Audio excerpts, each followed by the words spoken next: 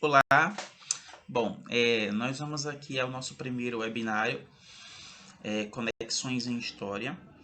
Inicialmente, eu tinha pensado em falar sobre esse tema a partir de uma aula mesmo, assim como as outras aulas que foram disponibilizadas para vocês, para estarem refletindo sobre essas questões que a gente tem trazido nesses ambientes online.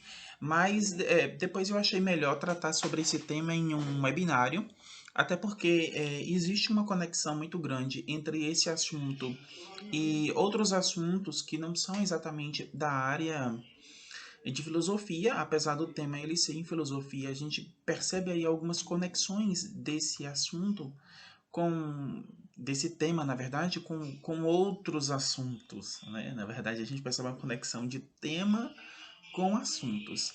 É importante agora, a princípio, a gente justamente é, esclarecer que existe uma diferença entre tema e assunto, o que geralmente na cabeça dos alunos é a mesma coisa, mas não é a mesma coisa, né? Tema ele tem uma abrangência maior, né? Ele tem um alcance maior, uma dimensão maior, e assunto ele tem uma abrangência e uma dimensão um pouco menor, um pouco mais restrita, um pouco mais estreita, né? A gente pode, dentro de um tema, identificar diversos assuntos, tá? E quando a gente tem um conjunto de temas que são próximos, a gente também pode chamar isso de temática, que seria um conjunto de temas próximos, que existe alguma associação entre eles. Já o assunto, ele está dentro de um tema, é como se fosse uma subseção ou um subtítulo. Quando você pega, por exemplo, um livro didático de qualquer disciplina, de qualquer componente curricular, você vai encontrar lá o tema do capítulo e dentro do tema do capítulo vários assuntos. E aí o que é que acontece? O tema é, do nosso estudo atual em filosofia é o projeto filosófico do Arthur Schopenhauer. E dentro desse tema nós encontramos vários assuntos e esses assuntos eles podem estabelecer conexões com outras áreas do conhecimento, inclusive com a área de história, que é a área que eu de fato trabalho, né? E para a qual eu sou preparado, na qual eu tenho formação. A filosofia ela entra aí como uma área que a minha formação é apenas uma formação complementar. Né? Minha formação em filosofia ela não é uma formação é, acadêmica, ela é uma formação complementar. É baseada em cursos complementares, em leituras complementares. Mas a gente trabalha esse tema também, né? Isso é uma das deficiências da escola pública, e aí a gente vai discutir um pouco aqui agora, justamente nesse webinário, nesse primeiro webinário que eu resolvi chamar essa sequência de webinários que eu vou tentar gravar, né? Eu falo tentar porque eu estou com recursos limitados no momento para essas atividades online, mas eu vou tentar gravar alguns webinários a partir do resultado deste primeiro, e eu resolvi chamar esse conjunto de webinários de conexões em história. Né? São as conexões que nós podemos identificar com o conhecimento histórico. Então, o tema desse webinário vai ser justamente o quê? A origem, né, do Christopher Nolan e o projeto filosófico de Schopenhauer. Um diálogo, né? Nós vamos estabelecer um diálogo entre o filme A Origem, do Christopher Nolan, e o projeto filosófico do Arthur Schopenhauer. Inicialmente, nós vamos começar falando um pouco sobre o projeto filosófico do Schopenhauer, que foi tema de uma de nossas aulas, presenciais ainda.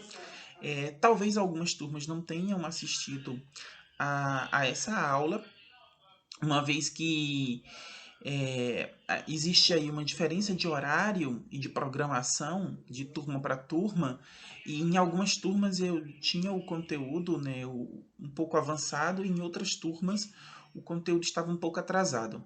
Então, algumas turmas não tiveram essa aula sobre o projeto filosófico do Arthur Schopenhauer. Então, a gente vai revisar primeiro alguns conceitos. Basicamente, a aula ela foi trabalhada em cima do livro O Mundo como Vontade e Representação, do Arthur Schopenhauer. Nós vimos aí o que para Schopenhauer seria o mundo como representação e o que seria também a vontade, né? Já que para Schopenhauer a vontade é uma forma de atuar sobre o mundo, já que todos os seres, indistintamente, eles possuem, eles exercem uma vontade. Só que a nossa vontade, enquanto seres conscientes, nós seres humanos, nós temos uma vontade que é consciente. A nossa vontade é consciente, ela pode ser direcionada, né? A gente tem uma vontade direcionada, nós escolhemos em que concentrar essa vontade. E isso mudando o mundo de acordo com os nossos sentimentos, os nossos desejos. Né? A nossa vontade ela é direcionada. A vontade que existe nos outros seres, animais, plantas, todos os seres são dotados de vontade. Mas a vontade que existe nos outros seres, ela é diferente da vontade que existe no ser humano, porque ela não é uma vontade consciente, ela não é direcionada. Mas é essa vontade que dá sentido ao mundo. Ela ordena o mundo, ela cria o mundo do jeito que a gente percebe. E o mundo ele só existe para quem o representa. Então, o Schopenhauer ele estabelece inicialmente justamente isso. O mundo como vontade, porque a vontade é que vai forjar, né, criar o mundo a partir daquilo que a gente quer, isso individualmente, mas você sabe que a vontade individualmente ela vai se associar a uma outra vontade individual, que vai se associar a uma outra vontade individual, formando a vontade coletiva. Então o mundo vai ser construído coletivamente a partir da vontade individual. Mas o mundo ele só existe para quem o representa, porque o mundo ele é percebido por cada um de nós à medida que nós representamos ele de alguma forma. Essa representação que a gente faz do mundo é uma representação própria, nossa, que faz a gente perceber o mundo, ver o mundo. Então o mundo é percebido por nós a partir da nossa forma de representá-lo. Enquanto nós representamos o mundo ele é percebido por nós. Quando eu falo percebido, percepção, eu quero que vocês entendam isso de uma forma bem clara, percepção está relacionada a todos os sentidos. Quando eu falo que você é capaz de perceber algo, você percebe isso não só por meio de sua mente, mas você percebe isso por meio de todos os seus sentidos. Do olfato, do paladar, do tato, da visão, né, da audição. Todos os seus sentidos juntos, agindo em conjunto, vai te permitir essa percepção do mundo. E o mundo vai existir para você à medida que você o representa. Essa ideia do mundo como representação de Schopenhauer, ela está associada ao mundo como fenômeno, que é uma ideia que é trazida pelo Kant. Se o mundo é fenômeno, o mundo ele é visto, ele é encarado por nós à medida que nós o codificamos e decodificamos. Ou seja, o mundo é fenômeno. Enquanto fenômeno, o mundo existe quando você cria um código, né? Quando você dá uma razão a esse fenômeno. Né? Ele precisa de uma razão.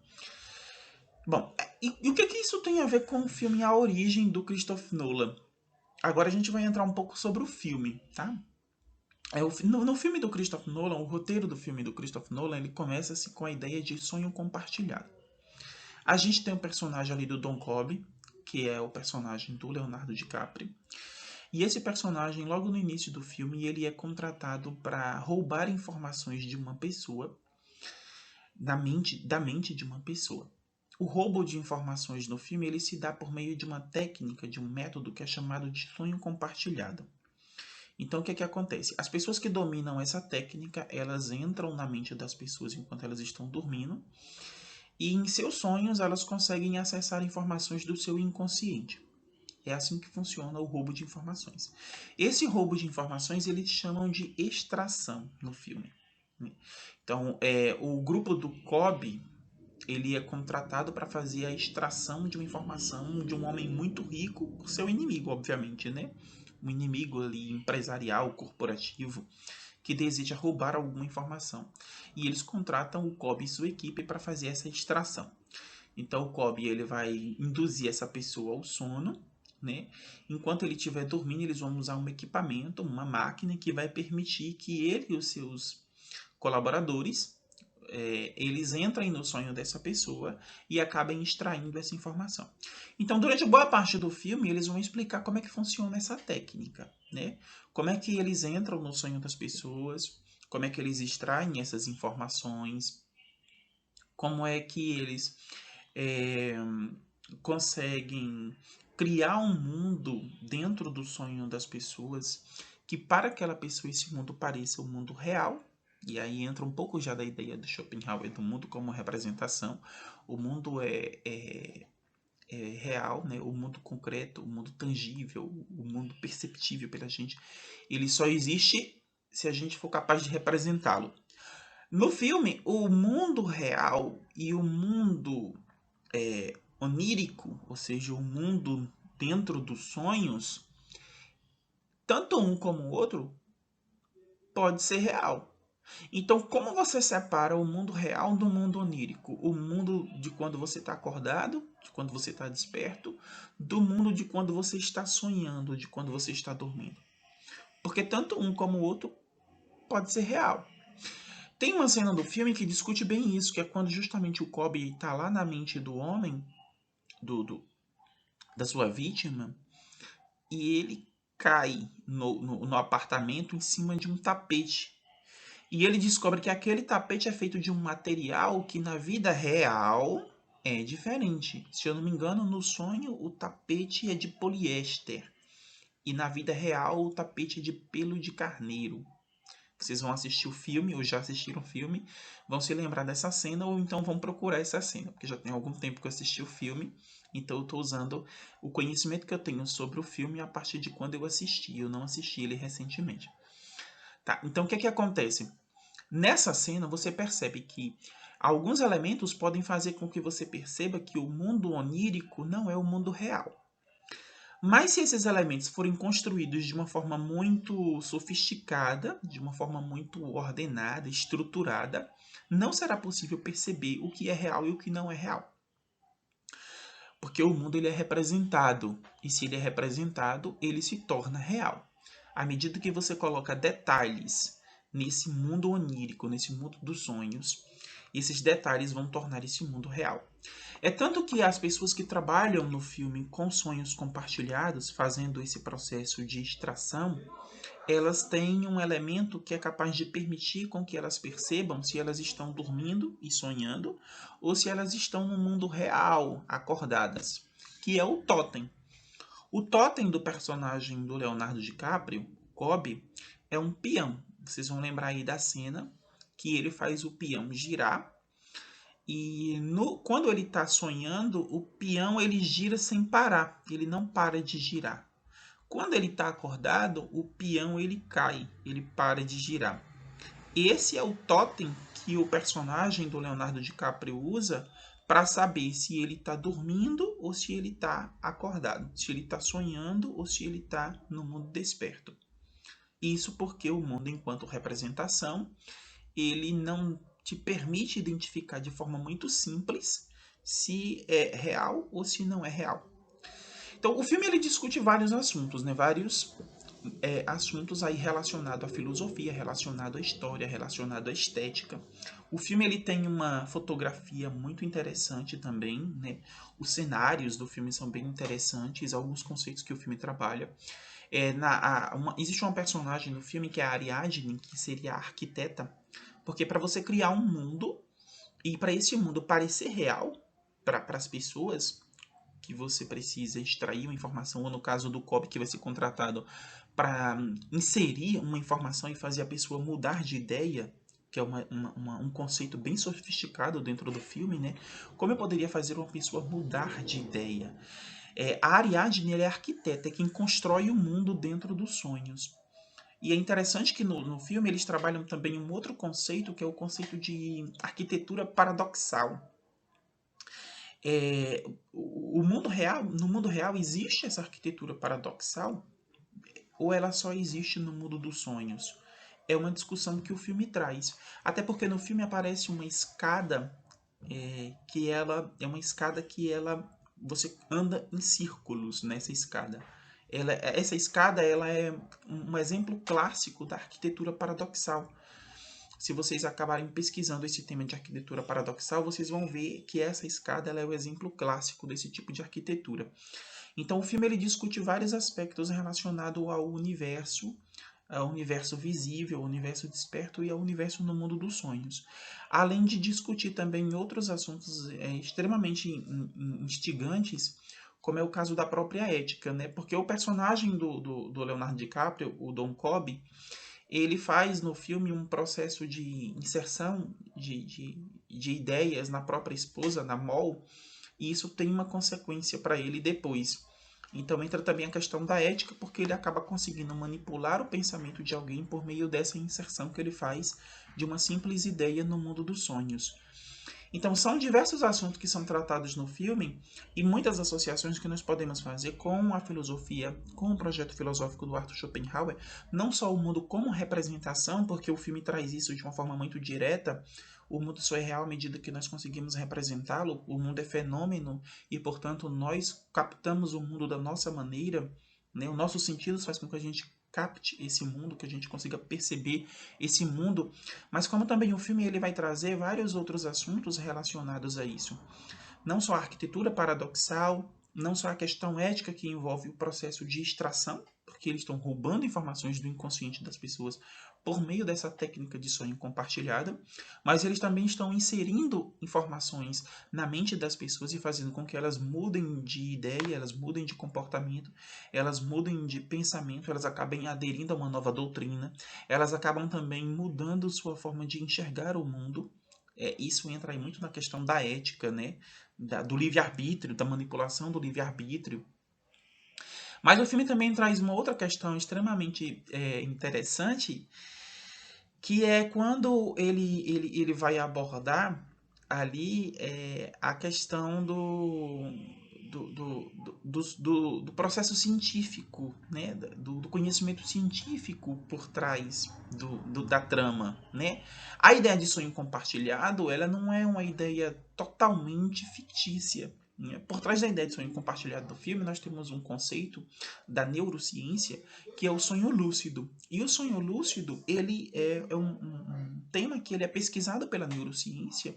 Já existem vários estudos sobre sonho lúcido e ele é um conceito científico. Assim como no filme ele traz também um outro conceito que foi apresentado pela primeira vez pelo Freud no livro A Interpretação dos Sonhos, que são os sonhos hipermnésicos, né? A hipermemória que nós temos dentro dos sonhos, que nós temos quando nós estamos sonhando. Esses conceitos também são trazidos dentro do filme para uma discussão bem interessante. Então o filme, a trama do filme, ela aborda vários assuntos e todos eles relacionados aí à ideia do mundo como representação, que é basicamente a ideia-chave que nós pegamos do projeto filosófico do Schopenhauer.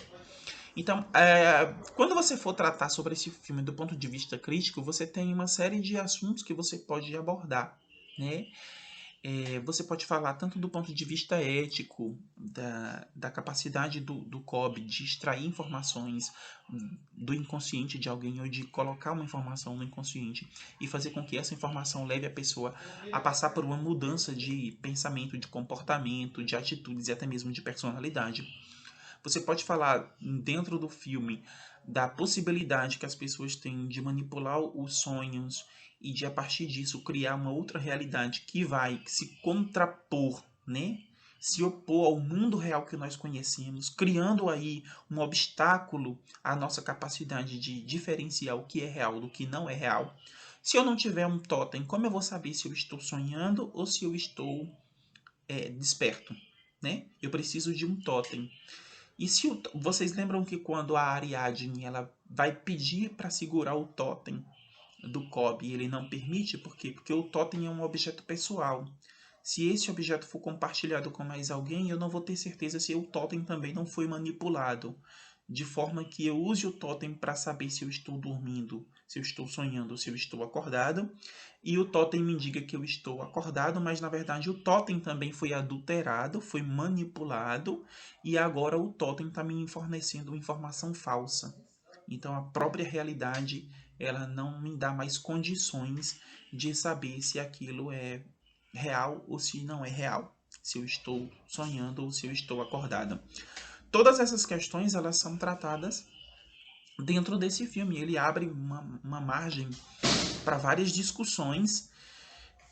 É tanto que ele foi a escolha mais condizente com a filosofia do Schopenhauer a partir do momento que eu decidi que o nosso estudo, a forma como eu queria que vocês discutissem criticamente a filosofia do Arthur Schopenhauer fosse por meio de uma resenha, e eu não escolhi o livro, O Mundo como Vontade de Representação, já que o livro seria mais difícil de vocês encontrarem, e também porque o livro seria mais difícil de vocês terem um entendimento dele agora, né? É uma leitura um pouco densa, um pouco complicada para vocês nesse momento. Então eu achei que o filme ele poderia ajudar vocês a começarem a pensar sobre essas questões, né? A partir do momento que você vai fazer uma resenha crítica sobre o filme, não é preciso que você aborde, que você fale sobre todas esses assuntos que eu discuti aqui nesse webinário. Vocês podem escolher um assunto especificamente, né? Vocês podem falar sobre a hipermemória que o filme traz, sobre o mundo como representação, né? Quando eu sei que eu estou sonhando, quando eu sei que eu estou dormindo. O totem, que é o elemento que vai te ajudar a discernir o que é sonho do que é mundo desperto.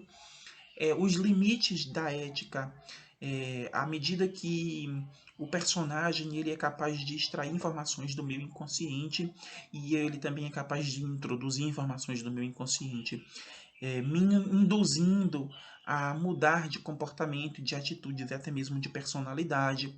Todas essas questões que são discutidas.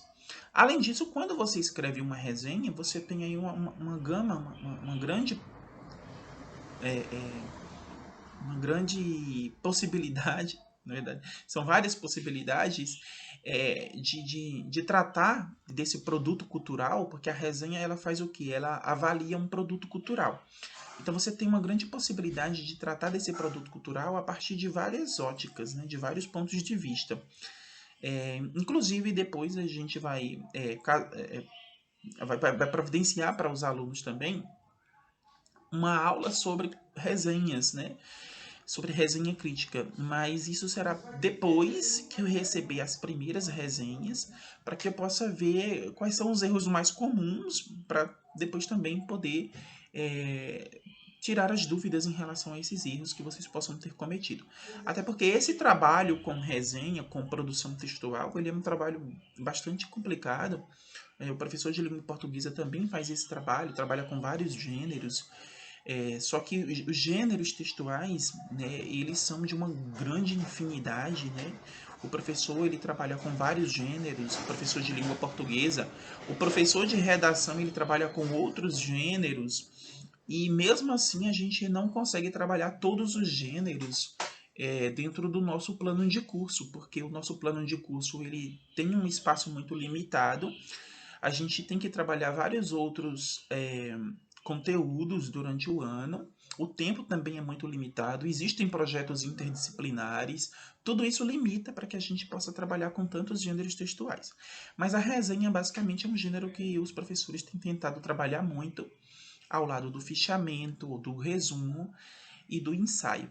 Então, para vocês começarem a pensar sobre o filme, a origem e a relação do filme com o projeto filosófico do Arthur Schopenhauer, eu trouxe essas questões aí para que vocês possam pensar e a gente possa discutir também sobre elas depois.